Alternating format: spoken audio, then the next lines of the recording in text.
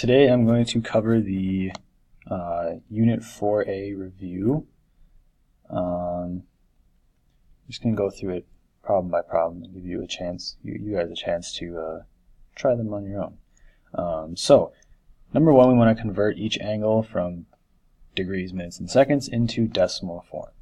Right? So, our end goal is going to be is to have our degrees in whole decimal form. So I know that I have 18 whole degrees. I also know that I can add 53 minutes. Right? 53 minutes is out of a full 60 in a degree. Just like in time, there are 60 minutes in an hour. And I can also add my seconds, because I know that there are 14 seconds out of 60 times 60, so 60 seconds per minute is 60, and 60 minutes per hour is 3,600 minutes. If I put this all into a calculator on something like Desmos or just another calculator I have, this will come out to about 18.89 degrees. Right? If you'd like to try B and C in the same way, I would pause your video now, and then once you're done, unpause and look for the answers. Alright, the answers for part B and C are on the screen, and I'm going to move on to how to do number 2, which is to convert each angle from radians to degrees. So to convert from radians to degrees, we need to get this pi out of here. Usually is how it's going to work. How I'm going to do that is I'm going to multiply every single time by 180 divided by pi. What's going to happen is these pi's will cancel each other out, and I'll be left with 180 divided by 9, which is just going to equal 20 degrees. And that's all there is to that one. So if you want to try B and C on your own, pause the video, and when I return, I will have the answers. Alright, so the answers for number 2, part B and C are on the screen. So I'll move on to number 3, which is doing the reverse process of the last one.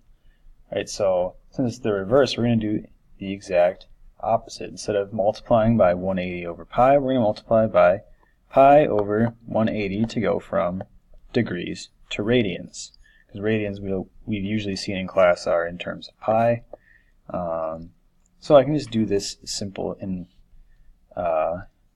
multiplication. It's going to be 60 pi over 180. I know that 60 is 1/3 of 180, so I can really simplify this to pi over 3. Right, that's all there is to that one. If you'd like to try part B and C, go ahead, pause the video, and try them on your own. Right, on the screen again are the answers for B and C. So check your work. For part 4, it wants us to find the indicated arc length, which is usually going to be this S, and it wants us to also find the area labeled A. So I'm actually going to do A in green here. So the formulas we need for arc length and area are arc length is S equals radius times the angle theta. Keeping in mind that the angle must be in radians, otherwise we have to convert them to radians to make this formula actually work. We also have that area equals 1/2 times the angle times the radius squared. So in this case, our radius is 2, so r equals 2, and since pi over 3 is in radians, this is going to be our angle theta. So for this arc length, I can just plug in r and theta, so I know that S is going to be equal to 2 times pi over 3, which would just simplify to 2 pi over 3. It's fine to leave these answers in pi form. Exact answers are nice. We like exact answers. Yeah. And then we'll do the similar thing for the area. Area equals 1/2 times the angle, which is pi over 3, times the radius squared, which is 2 squared. If I simplify all this out, I'm going to get 1/2 times 4 pi over 3. The 4 comes from 2 squared. And I can multiply this 1/2 in. I'm going to get 4 pi over 6. In my area, if I simplify, that will be 2 pi over 3 square feet. Probably shouldn't forget our units. Arc length will be in singular feet, and the area will be in square feet for this one. If you want to go ahead and pause the video, try the second and third one here, part B and part C. Go ahead. Right, the answers for question number 4 are on the screen, so I'm going to move on to number 5. Number 5 at first asks us to find the missing side of the triangle, so I'm going to call that side A. And it also wants us to find the 6 trig functions below. So to find this missing side, we'll use our good old friend, the Pythagorean theorem. We know that is a squared plus b squared equals c squared. So I know that a squared plus b squared equals c squared. I know that c is my hypotenuse, and I can call the opposite side here, the 5, as side b. So I know that a squared plus 5 squared equals 7 squared. And then a squared plus 25 equals 49. A squared is going to be equal to 24. I can take the square root of both sides and get a equals the square root of 24. So now I have the missing side. I can now fill in my trig functions. So I know that sine is going to be opposite over hypotenuse. My opposite side is going to be 5. That's the side across from theta, the angle, and the hypotenuse is the side across from the right angle, which is 7.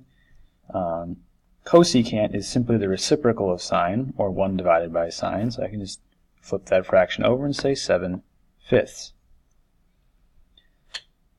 Cosine is adjacent over hypotenuse, so that's going to be the square root of 24 this time. That's our adjacent side to angle theta over the hypotenuse of 7. And secant is just the reciprocal of cosine, so that's going to be 7 over the square root of 24. And then tangent is opposite over adjacent, so this is 5 over the square root of 24. And cotangent, just like secant and cosecant, is just going to be the reciprocal of tangent. So I can flip my fraction over and say square root of 24 over 5. Okay, and that's how we do question number 5. So I'm going to move on to question number 6, explain how to do this one. Question number 6 is a nice word problem. It says the crow's nest is at the highest point of a ship. Right, and it's top of the mast of the ship, and it's out looking over the ocean here. And the Captain Ahab spots a whale way off in the distance over here. Whale. Right? We know that the crow's nest is 75 feet high off the water, and we know that the angle of depression is 10 degrees. So the angle downwards from Captain Ahab to the whale is going to be 10 degrees. So this angle right here is going to be our 10-degree angle. Now if you notice, the crow's nest and the whale and the ocean make a nice right triangle here. We know that that top angle up here, this angle up here, must be equal to 90 degrees. So if the part that's already marked is 10, that means the rest of it's going to have to be 80 degrees, right? And we want to find how far away the whale is from the ship. So that's going to be what we're trying to find, x. So now we have this 80-degree angle here in this triangle. We know we're trying to find the opposite side, and we have the adjacent side, right? So the trig function that involves opposite and adjacent is going to be tangent. Right? So tangent of our angle, which is 80 degrees, has to equal x over 75. Right? If I multiply both sides by 75, I'm going to get 75 times the tangent of 80 equals the value we're looking for, x. If I put that in the calculator, it should spit out the result for me, which is going to be roughly 675.27 feet. Right? I'm going to move on to page 2, and hopefully I don't run out of time in this video.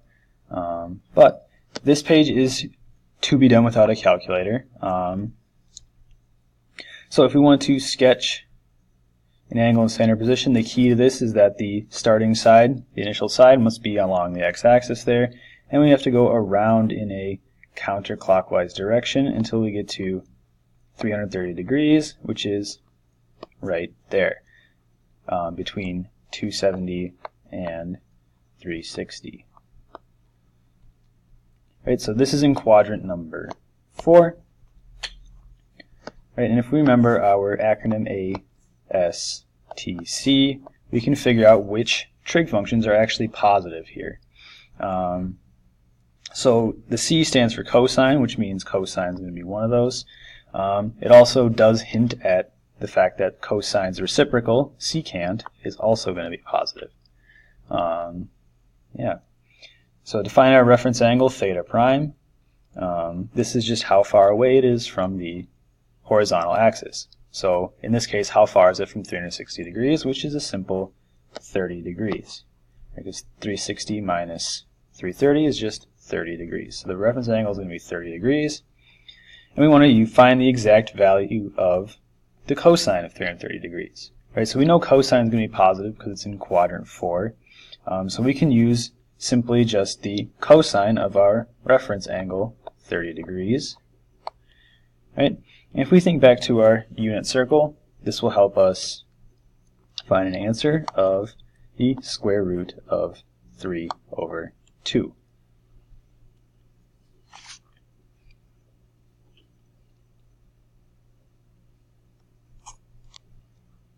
And since 30 is the reference angle of 330, and 330 is in quadrant 4, this is going to exactly equal the cosine of 330 degrees.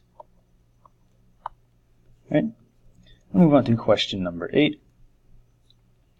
For part A, if you notice, all these numbers are bigger than 360 degrees. So what we can do with these is we can actually take away that full circle at 360. So I can say that sine of 405 is equal to the sine of 405 minus 360, which is 45 degrees. And if I think back to my unit circle, that's going to equal the square root of 2 over 2. So you're going to try the parts B, C, and D the same way. Take away that 360 and use that as a reference angle. So I'm going to pause the video here for you to try these on your own. Right, the answers for part B, C, and D for question 8 are on the screen. I will continue with questions 9, 10, and 11 in a separate shorter video due to a time limit. So once you finish this video, go ahead and move on to the next one. It'll be hopefully a bit shorter.